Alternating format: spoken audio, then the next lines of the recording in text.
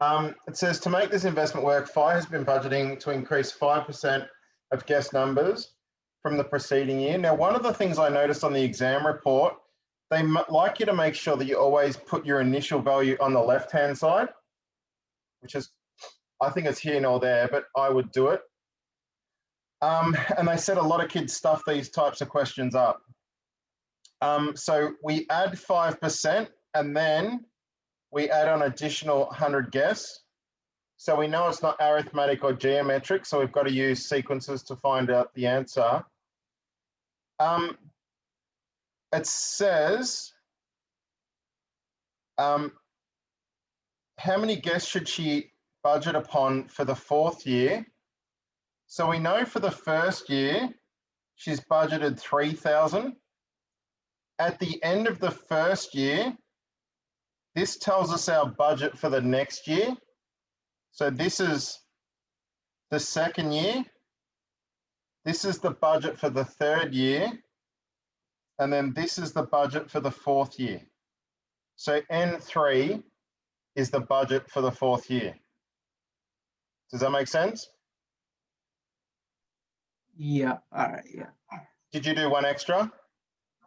No, I didn't get that at all, sir. I think I stuffed up that question.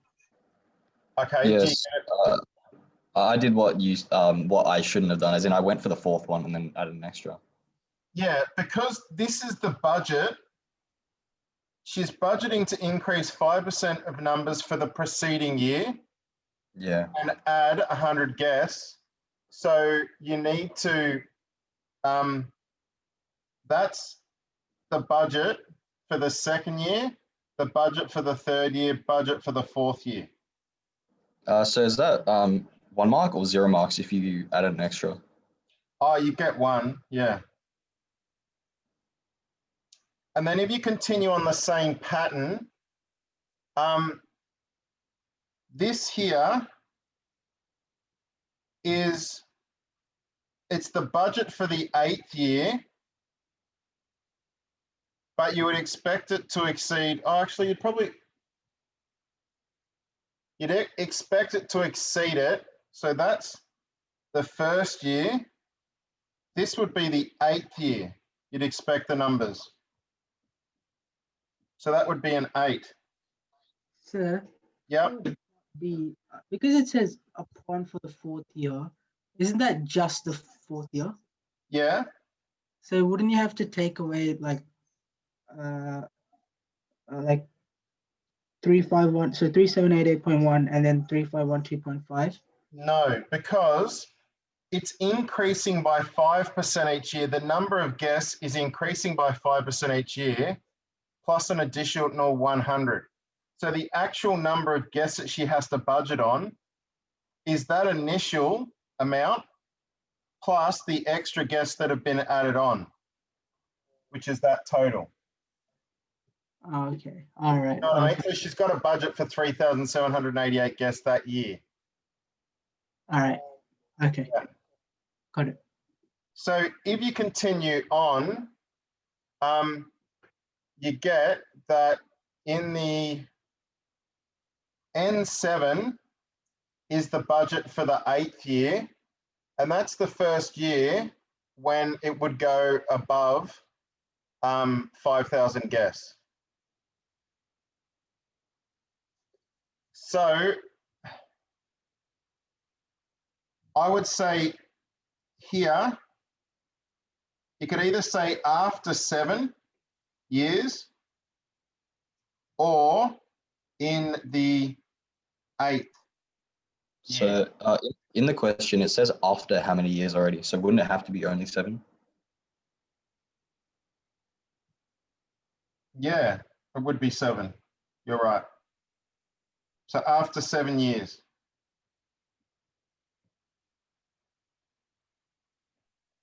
So I have to leave a bit earlier as well. Can you put the marking guide up somewhere? Yeah, I'll put all of this up with all the working out. Yeah, because I've done it all. Okay. So I will do that. I'll put it into Teams just with the solutions added. Yep. Okay, so let's go back and have a Captain Cook. Did anyone find any of these tricky in terms of the wording or anything? What I'll do is I will tell you, as we go along, I'll tell you the percentage of marks that were given for each particular question. So this first one, 87% got correct, which is, they said it was answered pretty well. Some students wrote an interval, which was not accepted. You've got to actually find the value. The second one, 87%. I think it's probably the same 87% who got that correct.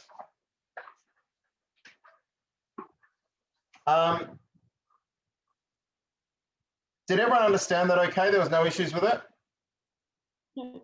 Yep, okay. This one here, because we want more than 140 eggs, and that's one standard deviation to the left, we know it's got to be 84%. And that was 69% of people got that right. The next one, I think I got it wrong, didn't I? Yeah, added an extra 0. Yeah, I don't know why. So this one, less than 215, we know that's 2 standard deviations to the right, which is 97.5. You've got to remember to multiply it by 1,000 because they're asking for the number of eggs that you expect to have, not just the percentage. So that's the thing. A lot of people gave an answer of 97.5%. So here, 47% of students got 1 mark.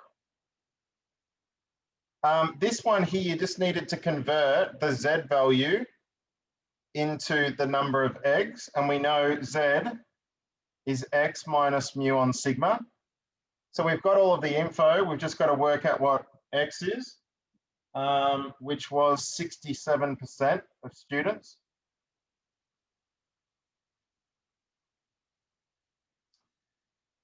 This one here, it asks if the variable wingspan or place of capture is categorical.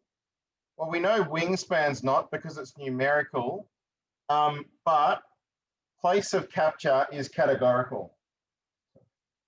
The modal wingspan is the one that occurs the most. And you can see in the forest, the one that occurs the most is 20 millimeters. Did most people calculate these on their calculator, or did you go through? Oh, actually, you don't really need to. So you can see clearly here, the minimum 16.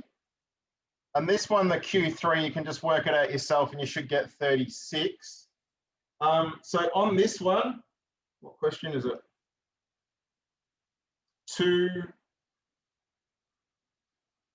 2C, 75% of students got 2 marks and 23% got 1 mark.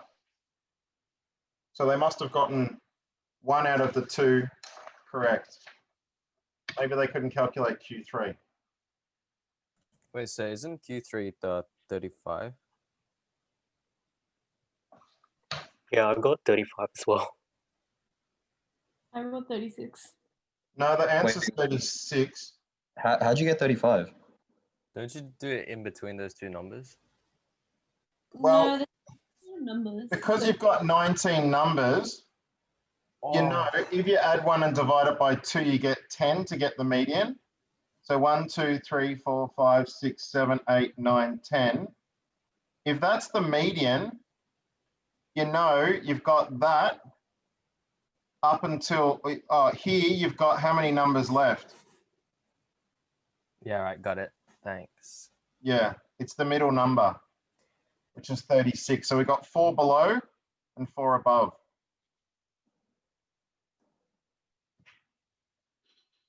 So you're the ones that got the 1 mark. Okay, we've got to remember, we've got to find our interquartile range and make sure you're doing the right data set. So make sure it's the forest. We know Q3 minus Q1. Now this is going to be consequential because you guys stuffed that up. Oh, no, it's not, because it's using the forest. So it's going to be 12. Remember, we multiply it by 1.5. And it's to show that question. So you've got to show them enough information to prove that it's an outlier. So, and then make the statement at the end. So here my upper fence is my quartile 3 plus 1.5 times my interquartile range, which is 50. And as 52 millimeters is greater than 50 millimeters, it's an outlier. The next one, it asks for an explanation as to why the wingspan is associated with the place of capture. Remember, we compare their medians, and you can see here, the median in grassland is quite large, or quite a bit larger than what it is in the forest. So I've said the median wingspan in the forest of 21 millimeters is significantly less than the median wingspan in the grassland of 32 millimeters. This suggests the wingspan is associated with the place of capture. Did I use the right numbers? That's a 30. What a dickhead. 1 mark, sir. That's gone. That's 2. I stuffed up the other one before as well. Okay, with D, where are we? The number of students who got 2 marks, 65% got 2, and then 15 got 1. And with the last one, 43% got 2, and what was the other one? 15% got 1. Now, I'll tell you what the exam report says. You had to write forest is 21, grassland is 30. The medians differ from forest to grassland. Full marks were awarded to students who described the change in median values and quoted those medians for places of capture. So if you gave the 2 medians and you said that there's a difference, then, and that was relative to the place of capture, you got full marks. Students who initially gave the required median comparisons and then went further by quoting comparisons of other irrelevant statistics were not quoted full marks. So if you're one of those kids who tends to write a bit extra, don't do it.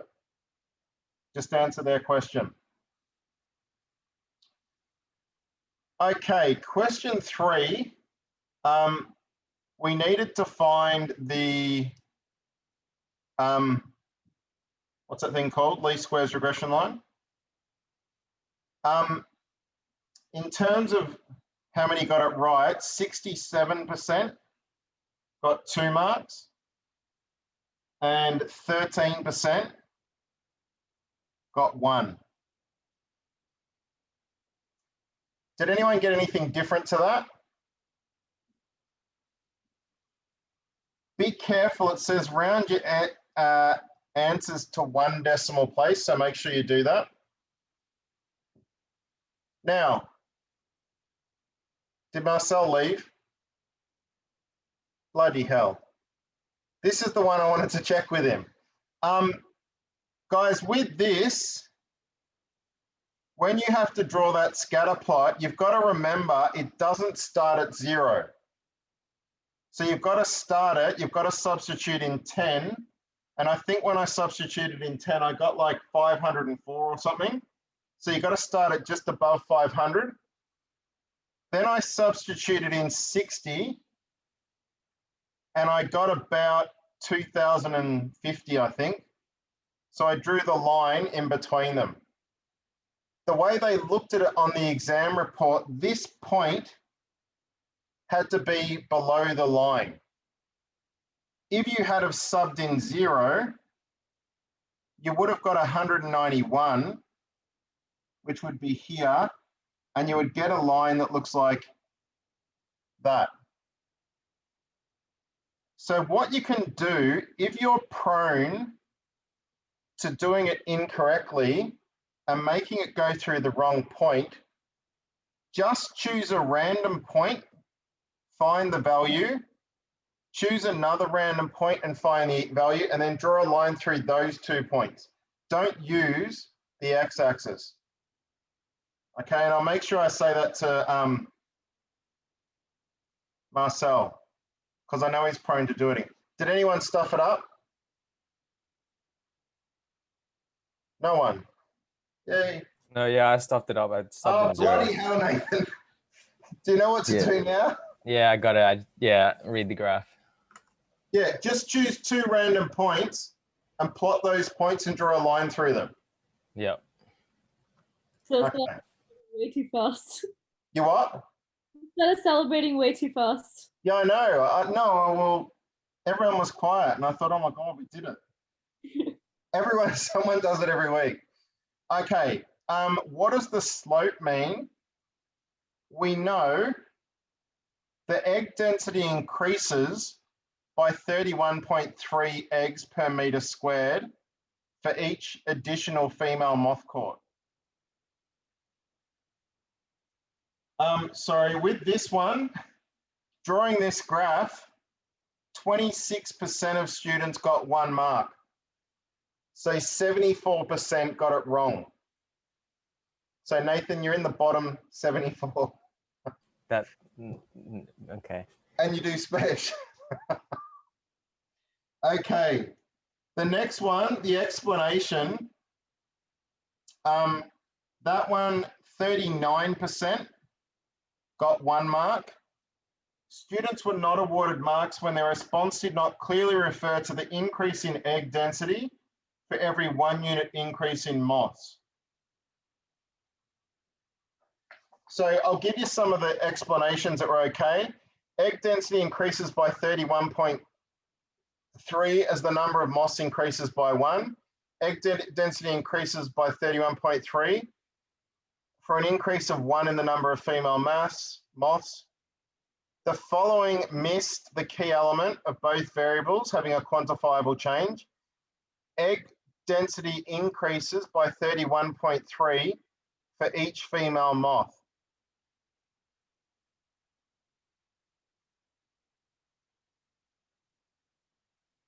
So because they didn't say additional female moth, they didn't get the mark. So you need to state as this increases by 1 unit. So make sure you state that. Okay, next one. Determine the residual value. So I subbed in 55 into the equation and got 1912.5. Our residual is our actual, which we know our actual is 1500, minus our approximate, which is 1912.5, using our predicted value. You could write a predicted here. So you needed to get negative 4,412.5. Sir, Yep. with residuals, do you need to add like units to it? No. Okay. No. Well, I mean, you can. It's not going to be a bad thing, but they just want to know the residual value, so how far it is off the actual value. So yeah, if you don't put it, it's still correct.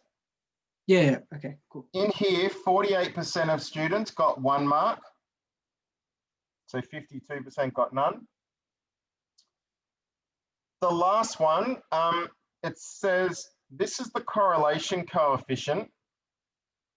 And we need, if we're working out the percentage of variation in the egg density in the forest explained by the variation in the number of female moths caught in the trap,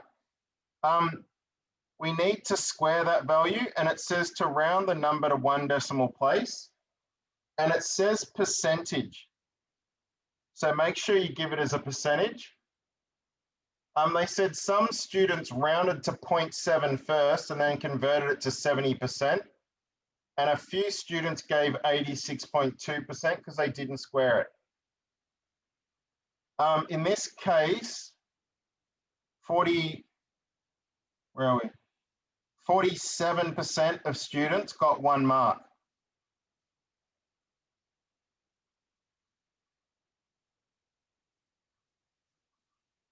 Okay, the eggs laid by female moths hatch and become caterpillars.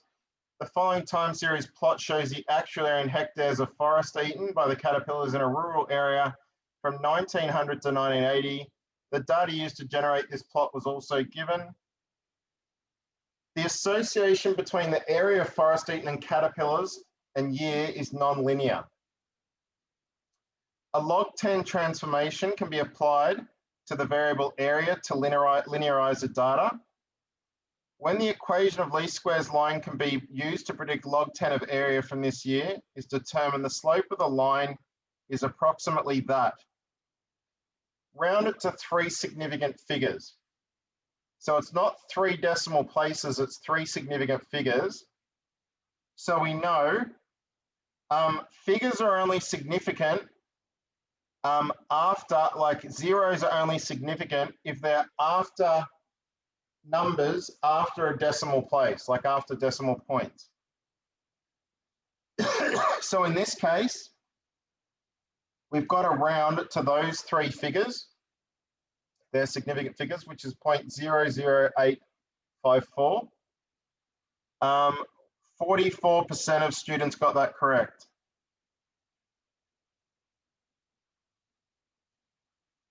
Okay, log 10 of the area is negative 14.4. It says again to round it to 3 significant figures. So that's why this is to 3 significant figures and this is to 3 significant figures. Obviously, we could use that from the previous question. Now, in this case, 37% got 2 marks and 13% got 1 mark. So 50% of students got 0 marks.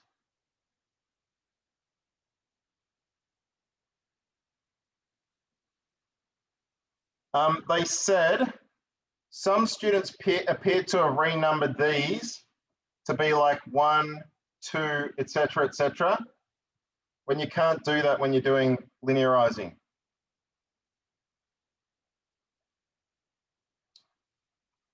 The least squares regression line predicts that the log 10 of the area of the forest eaten by caterpillars by the year 2020 is approximately 2.85. Using this value of 2.85, calculate the expected area of the forest that will be eaten by caterpillars by the year 2020. Now, I stupidly went into my calculator and then I got the value to more accuracy, and then I put it to the power of 10 to the power of that, and I ended up getting the wrong answer. But what you've got to remember, if log 10 of the area is equal to 2.85, we know the area is 10 to the power of 2.85. And we've got to give it to the nearest hectare, so it's 708. So in this case, 29% got 1 mark, 71% got 0. Give a reason why the prediction may have limited reliability. You pretty much know whenever they ask a question like this, they're going to be talking about extrapolation, because it's going to be, we can see here, 220 is clearly outside the data. So we know accuracy is really limited when we extrapolate outside of the data. So where are we? 53% got 1 mark. Bloody hell.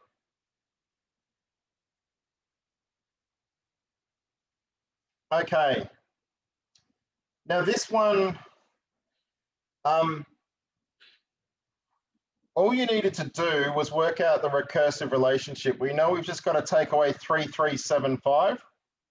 So from the first year, we end up with this figure. We then use that as our initial figure. We subtract 3375 and we get 68250. 95% of students got 2 marks. And 3% got 1 mark. By how many dollars is the value of the van depreciated each year? Well, we know we're subtracting 3375. So it's 96% got 1 mark, which means 4% got nothing. When it asks you to calculate the annual flat rate of depreciation, remember it's the amount that you're depreciating over your initial cost. So it's 3375 divided by 75,000 times 100. And because it's flat rate, we're taking off 4.5% of the cost of the van every year. 69% of students got 1 mark.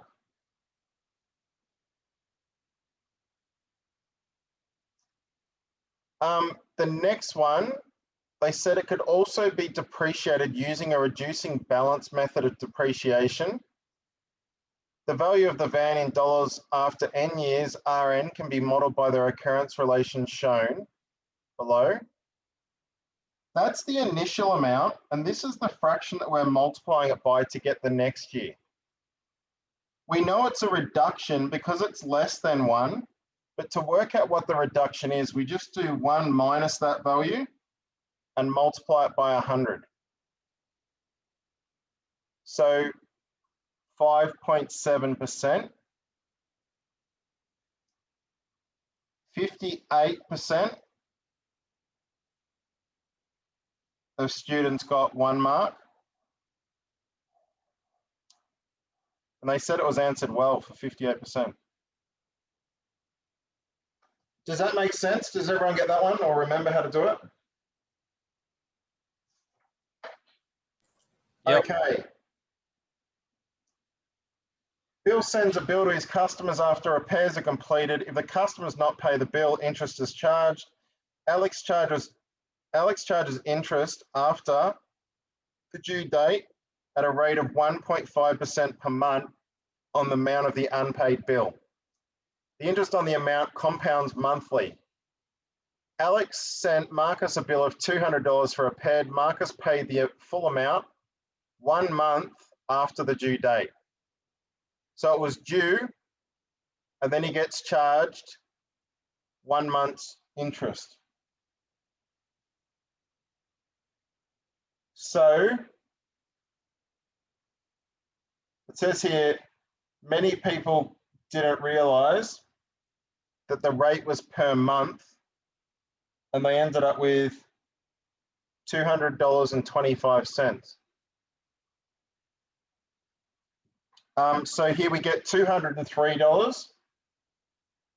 61% got 1 mark.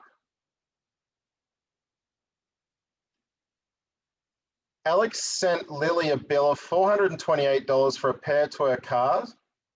Lily did not pay the bill by the due date. Let AN be the amount of this bill n months after the due date. Write down a recurrence relation in terms of A0, AN plus 1, and AN that models the amount of the bill. So we know the initial amount of the bill is 428.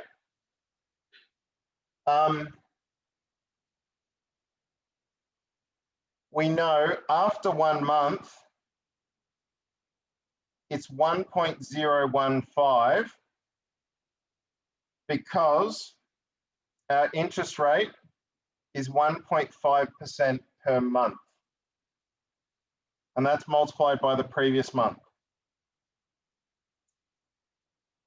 Lily paid the full amount of her bill after 4 months after the due. Oh, sorry, with this one,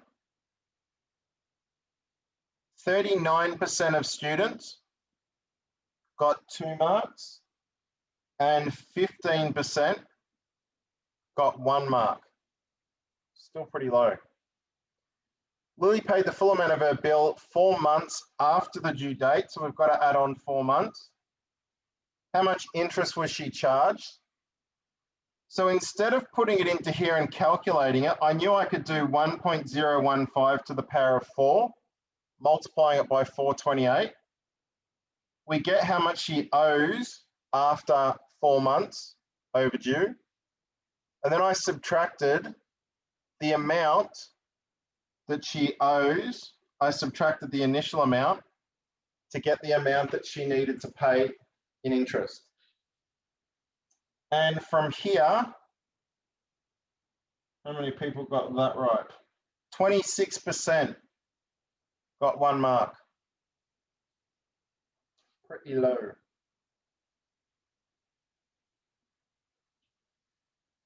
Okay, Alex sold his mechanics business for $360,000 and invested the amount in a perpetuity. So if you don't remember, a perpetuity is something that gains interest monthly, but then you take the amount out and it stays at a constant principal. It doesn't change.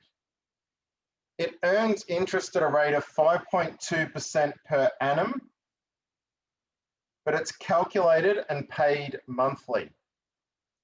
So we know we've got to say 5.2%. Instead of dividing it by 100, we divide it by 1,200 because we want to work it out monthly.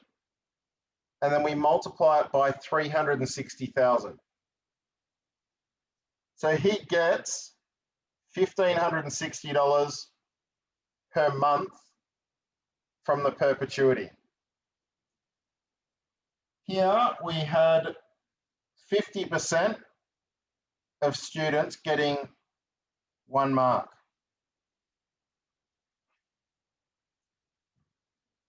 Now this last one might have confused you a little bit. It says he converts the perpetuity into an annuity investment. And I was like, hang on a sec, they don't tell you how much it is, but if it was a perpetuity, it remains at the same amount. So we knew his initial principal was $360,000. It earns interest at a rate of 3.8% per annum, compounding monthly. The first 4 years, he makes a payment of $500. So initially he puts 360 in, so we know that's negative. And then he makes payments of 500 per month. And he does it for 4 years, so there's 48 payments. From that, we get our final value after 4 years is 444,872.94. And then we know he increases the monthly payment, but we don't know what to. So that's what we've got to work out. We know that his final value has to be 500,000 after 2 years. So for the last 2 years, 24 payments, because 2 times 12. The rate doesn't change. The principal value should be negative. I don't know why I didn't write it as negative. Because you're basically putting it in to start investing again. And your final value is what you receive, so that's positive. And you should get a payment amount of $805.65. Did everyone manage to get that? Yeah. Yay. Any wrong so far, Harshpreet? No. No? Nice. Okay, so this question, B, 26% got 2 marks and 5% got 1 mark.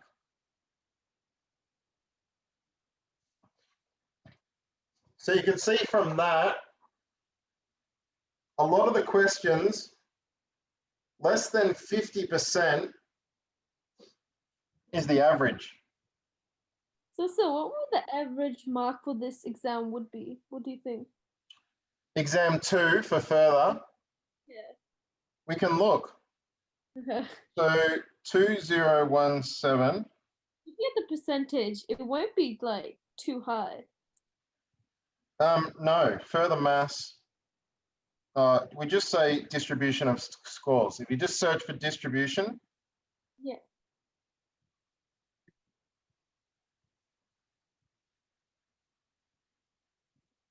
oh, it said sales.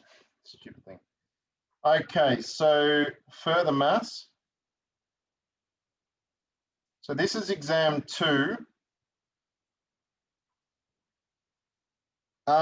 It's out of 60. So to get a B, you needed to get, the mean, the average was 69.4. Yeah, that's not that high. Well, you can see it's just above 50%, Yeah. but the standard deviation is 27, which is massive. Mm-hmm. That means people either get really high or they get really low. Yeah.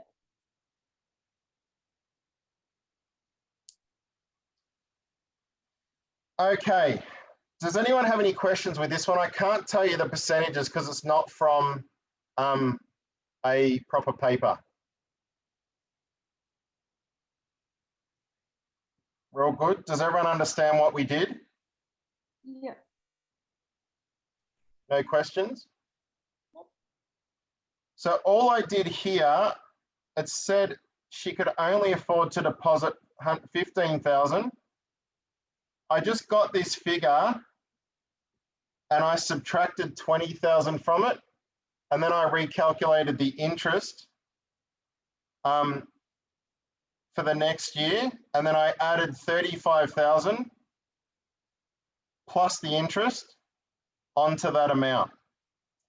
And then I did the original amount minus the new amount when she only deposited 15,000, and then I got the difference. Okay, the last question. I guess. Yep. So What's that? I rounded it to the nearest. I rounded. Oh wait, 48B. Yep. I rounded it to the nearest cent. So would I lose a drop a mark for that? Which one did you say? Which one did you round? 8B. So what did you round? Which one did you round? I did 21039.99 instead of 21,000. Okay. You might lose one mark. Yeah. It should be 21,004 because it's 0.999. So if you even round that up, it has to be that. All right. Okay. Yeah, that Yeah. makes sense. Yeah. I just use a calculator, so that was how I did it, I think. Yeah. This last one, initial value is 3,000 guests. At the end of each year, we calculate the amount for the next year. We're increasing by 5% and then adding on 100.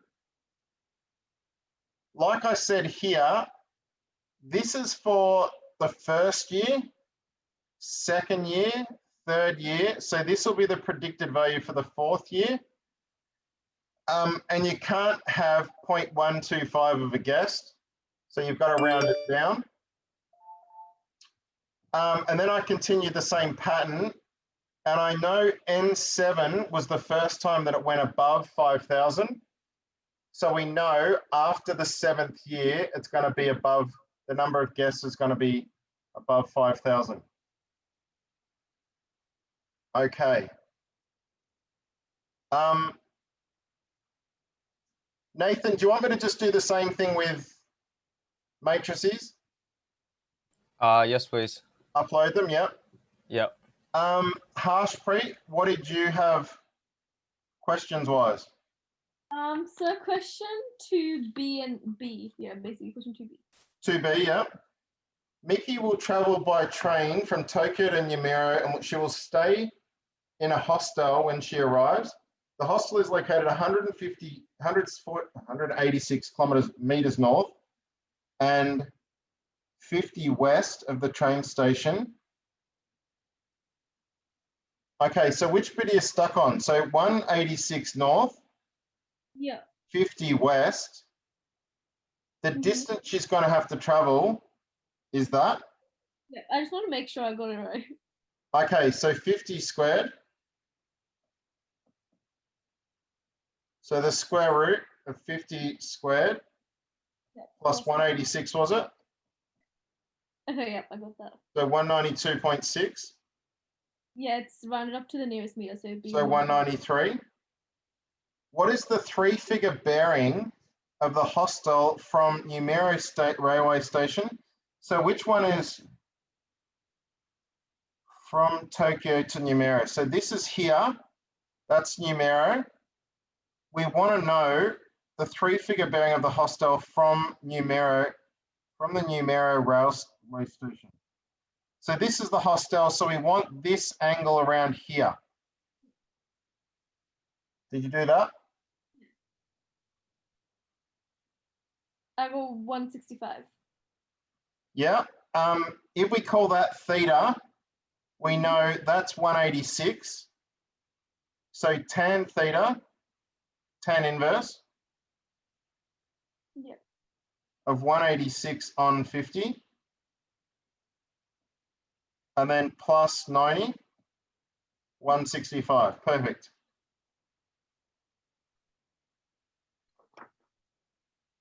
Yep, that's it, sir. Okay, I'll send you the rest. I'll draw them up neatly and I'll put them on Teams for you. Thank you. No worries. See you, sir. Have a good week. Have you tried the methods one yet? I wrote a really good question about methods. It was about me in probability. I put a deposit down on a car the other day. Which car? Anyway, a Tesla Which one? Model S. Oh, nice, nice. Are you getting rid of this thing, huh? Yeah, Model S Performance. Don't tell anyone though. I wasn't going to tell you guys. I just did. I don't know why. Yeah. Have you sold this thing already? No, because the Model S takes like 3 or 4 months to come in. So Yeah. I'm still undecided on the color, whether I go white or dark gray. But I'm thinking I might buy it in white and then wrap it in dark gray. If you're gonna wrap it, why don't you just get it in dark gray anyway? Because I want to put protection on it anyway, and then if I sell it to someone else, they can peel it off and go white, or they can make it gray. So it's more appealing. Okay. Yeah. Yeah, fair enough. Yeah. Okay. The graph below shows a depth of water in the sea bath from 6 a.m. to 8 p.m. What's the maximum depth of the water in the sea bath? So we agree with 2 meters? Yep. Everyone get that? Yep. Where am I?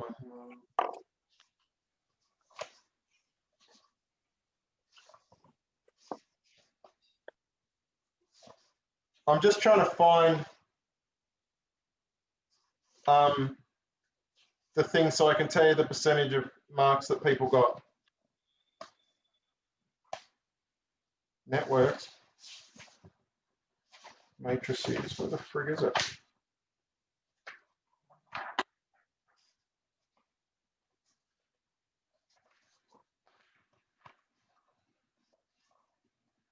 Oh, that's not it. Geometry. Nope. Nope.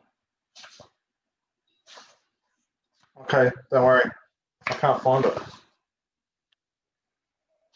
It's matrices, matrices.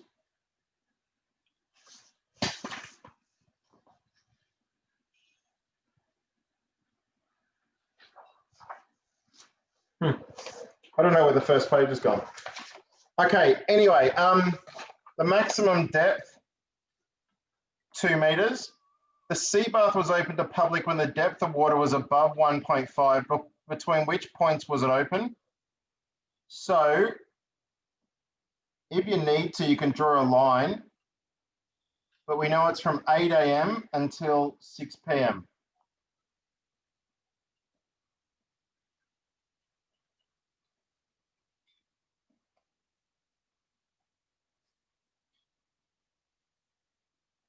Okay, a swimming race is being held. I've got the answers from now on. In the ocean next to the bath, from the shore, competitors swim 500 meters out to a buoy in the ocean and then return to the shore. One competitor, Edgar, reaches the buoy after 12.5 minutes and completes a race in 25 minutes. The graph shows his distance from the shore in meters 10 minutes after the race begins. What is the distance he swum after 15 meters? So we know to here he's gone 500 and then he goes another 100. So that's 600 meters. Don't take it off, whatever you do. 73% of students got 1 mark.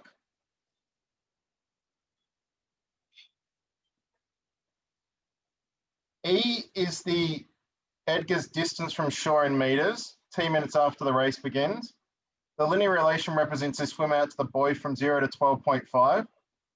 The slope of the line K is the speed at which Edgar is swimming in meters per minute. Show that K equals 40. So what we can do is choose any number, any point that lies on that line. So, or we can just substitute in any point, except for 0, 0. That's not going to make any sense. So I'm going to say when T equals 5, E is equal to 200. So 200 is equal to K times 5, or 5K. Therefore, K is equal to 40.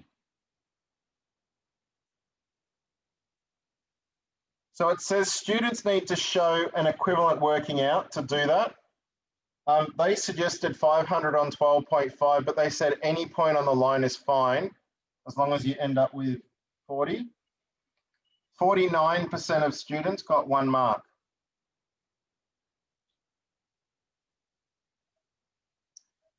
Okay, Zlatko began the race at the same time as Edgar. Below is the relation that describes his swim, where Z is the distance from shore in meters, 10 minutes after the race begins. F is the time it took Zlatko to finish the race.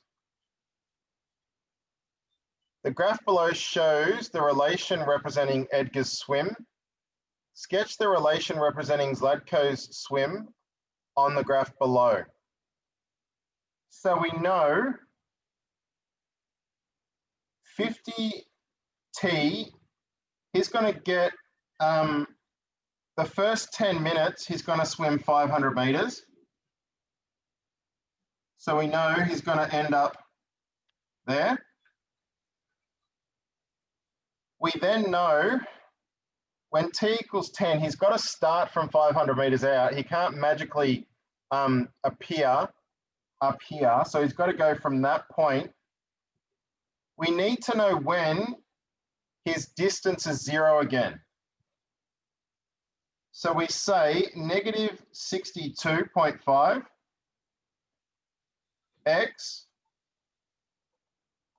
plus 1125 equals 0. Oops. Negative 62.5 x plus 1125, was it? Yep. Let it equal 0. Solve for x, and we get 18 minutes. So we know it's a linear equation, so he's got to finish at 18 minutes. It doesn't say to label the point on the graph or anything, but just make sure it's clear that it goes through 18 minutes. Okay, how many minutes after the start of the race was Zlatko and Edgar the same distance from the shore? Round your answer to 2 decimal places. Now it says after the start of the race, so you don't include the start. But we know this equation here, the one that's coming back, has to equal that equation going out, which is 40t. So what we do is we let that equation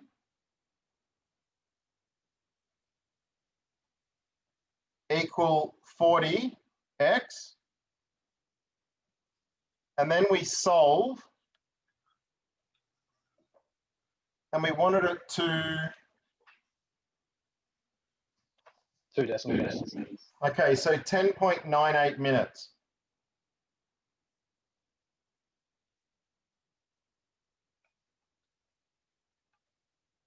Okay, now the graphing Wait, one, so can you go back to your calculator again? sure.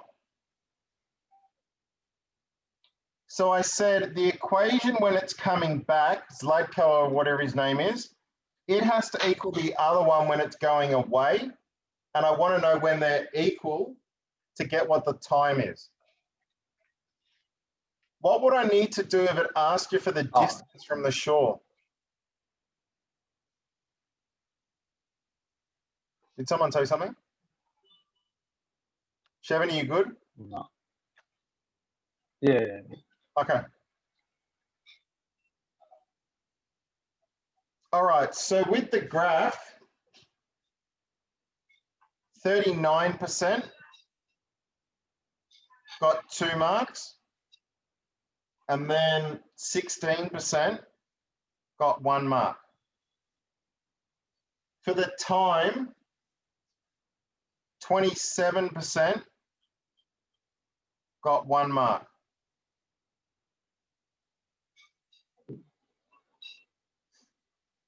Okay. Oh. Where are we? So, lifeguards are required to ensure the safety of their swimmers at the sea bath on the beach. Let X be the number of junior lifeguards and Y be the number of senior lifeguards. The inequality below represents a constraint on the relationship between the number of senior lifeguards required and the number of junior lifeguards required. If 8 junior lifeguards are required, what's the minimum number of senior lifeguards? So what's that going to be? 2? Because Y has to be greater than or equal to X on 2. So 2 senior lifeguards.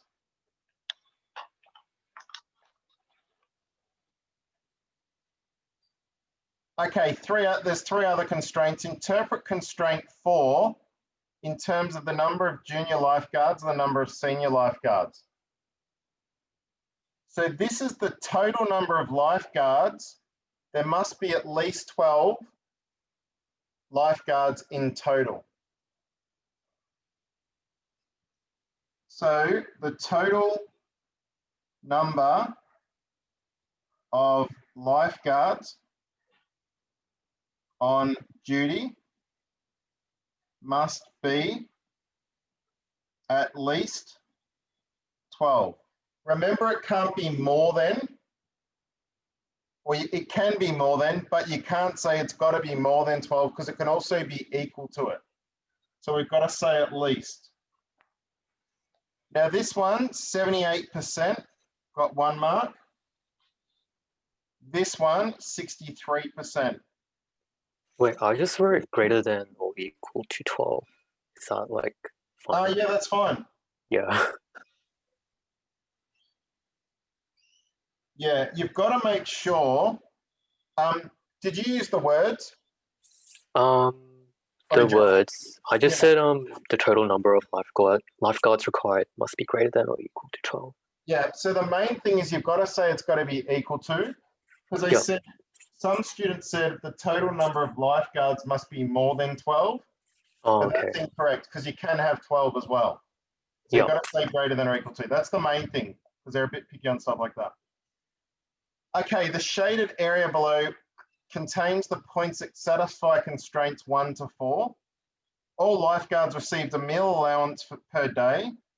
Junior lifeguards receive $15 per day. Senior lifeguards receive $25. The total meal allowance cost per day for lifeguards is given by this.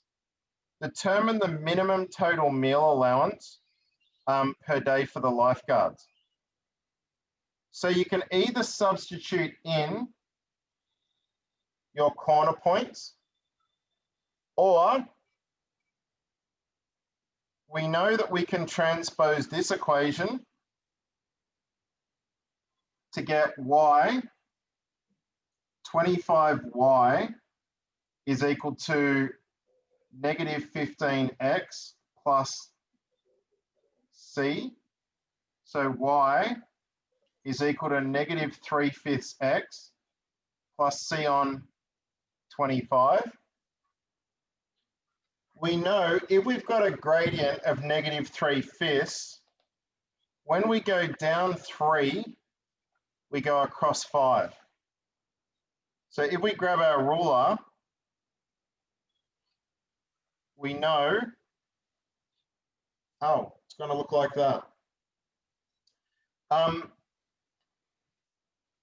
I can move this across, and we can see that our minimum value occurs when x is equal to 8 and y is equal to 4. So when x equals 8, y equals 4 for the minimum. Therefore, we know C is 15 times 8, which is 120, plus 25 times 4, which is 100. So our minimum cost is $220 per day.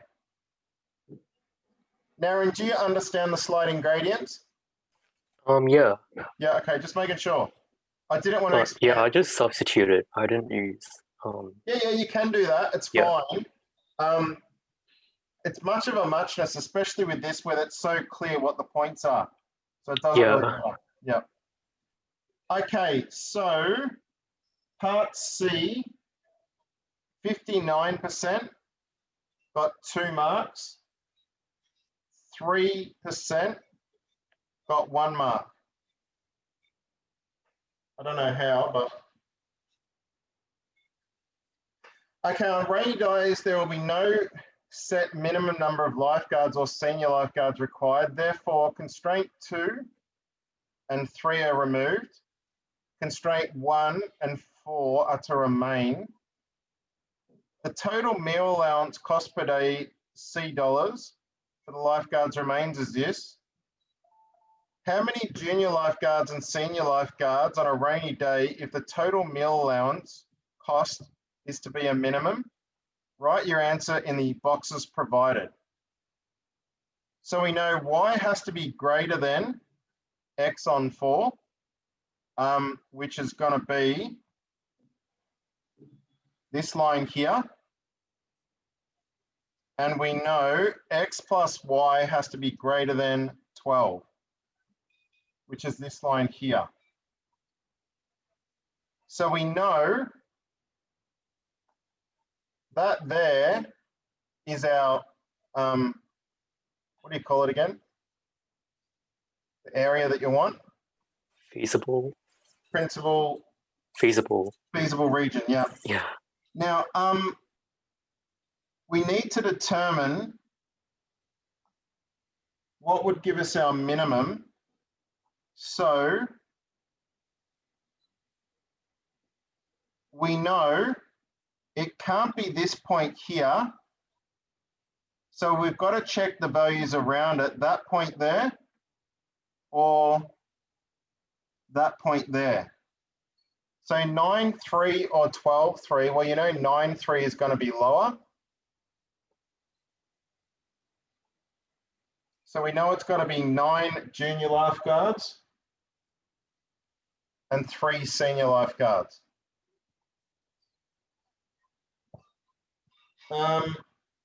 Most students recognize the need for integer solutions. Jesus, 24% got that correct. 10 and 3 was a common incorrect response. So some students chose 10.3, but you can see if you substitute 10.3 into here, the profit, it's going to be higher than if you choose 9.3, which is within the feasible region.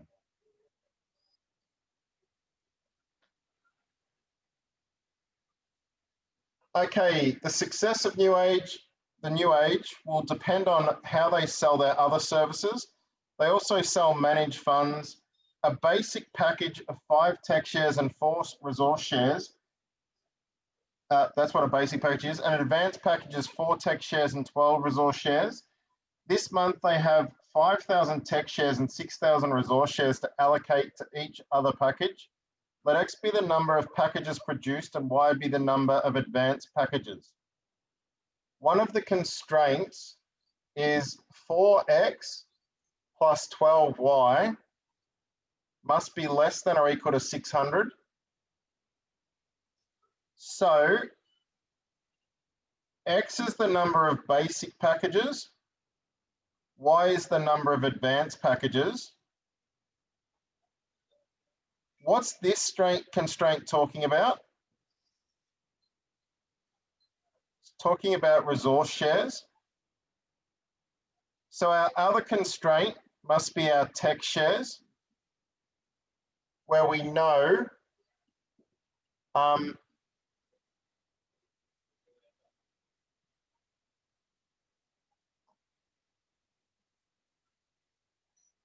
5 times the number of tech shares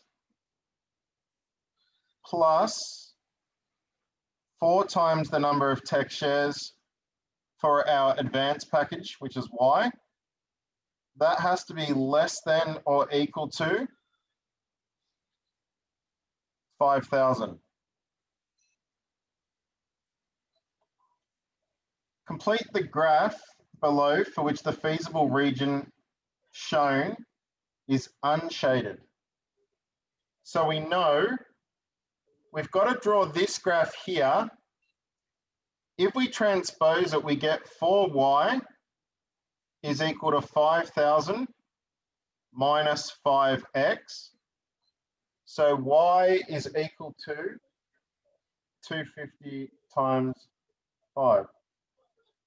1250 minus 5 on 4X. So we know we've got to start at 1250. Do we? Did I stuff it up? Oh, that is the one. That's the, yeah. You've already drawn our one. Okay. Okay. So here we get Y is equal to 6,000 divided by 12 is 500. And then 4 divided by 12 is negative 1/3 X. So 500 minus 1/3 X. So we know it's got to go through at 1,500.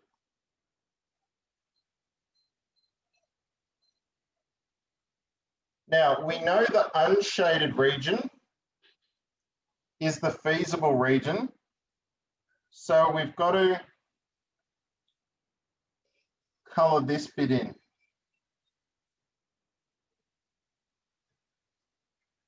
Because we want to keep the unshaded region. Actually, it should be a dotted line in both cases. Because these are equal to, so when you do the unshaded region, they should be both dotted lines. Does that make sense? Wait, isn't that for when it's just like greater than and not equal to? Yeah, but because we're using the unshaded region, Yeah. we need, because unshaded is the area that we want, Yeah. and because these are equal to, Yeah. these lines should be broken because it can equal those values. Oh, I thought it was the other way around. All right. But it's because we're using the unshaded region. Usually you use the shaded region. Does that make sense? Okay. So we're kind of backwards. Yeah. So these should both be broken because we can include those points. Oh. All right. Yeah. Do you get that, Shevin? Yeah. Okay. New Age can make a profit of $100 from each basic package and $120 from each advanced package. determine the objective function P for the total profit. So we know if we make 100 for each basic package, which is X, and then 120 for each, what was the other one? Advanced package, we know that it's going to be, our profit function is 100X plus 120Y.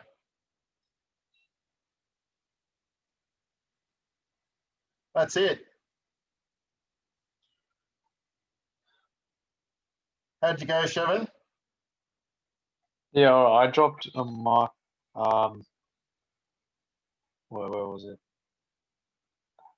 Oh, I don't know if I would have dropped a mark for this, but for question